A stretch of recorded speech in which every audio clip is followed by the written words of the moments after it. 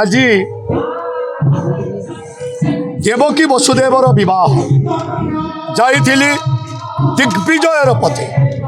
দিগ্বিজୟରୁ ଫେରିଲା ମାତ୍ରକେ ଦେଖିଲି ଦେବକୀକୁ ସୁଦେବ ପୁତ୍ର ବସୁଦେବ ହସ୍ତରେ ନ୍ୟସ୍ତ କରିଛନ୍ତି ପିତା ଉଗ୍ରସେନ। କ୍ରୋଧରେ ହେଲି ଜର୍ଜରିତ, ହେଲେ ପିତା ମୋତେ ଦେଲେ ପ୍ରବୋଧନା।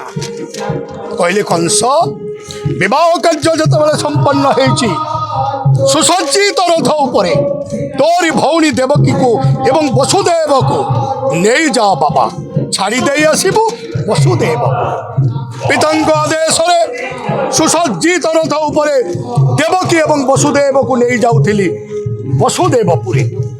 ଏ ସମୟ ହେଲା ଦୈବବାଣୀ, ରେ ରେ କଂସ, ଯେଉଁ ଦେବକୀ ଏବଂ ବସୁଦେବକୁ ସୁସଜ୍ଜିତ ରଥ ଉପରେ ନେଇ ଯାଉଅଛୁ ବସୁଦେବପୁରେ, ତାରି ଗର୍ଭର ଅଷ୍ଟମ ସନ୍ତାନ ହେବ ତୋର ମୃତ୍ୟୁର କାରଣ।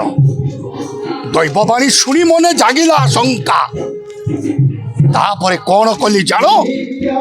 ପିତା ଉଗ୍ରସେନକୁ କାଲି ଚ୍ୟୁତ କରି ରାଜା ହେଲି ଆଜି ମୁଁ ମଥୁରା ରାଜ୍ୟରେ। ଅଗ୍ରକୁ ଦେଲି ନିର୍ବାସନ।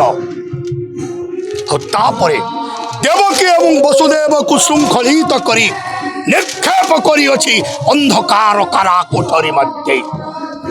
ବିଶ୍ୱସ୍ତ ଦାସୀ ମଧୁଶୂଳୀକୁ ନିଯୁକ୍ତି କରିଅଛି କାରା କକ୍ଷ ମଧ୍ୟରେ।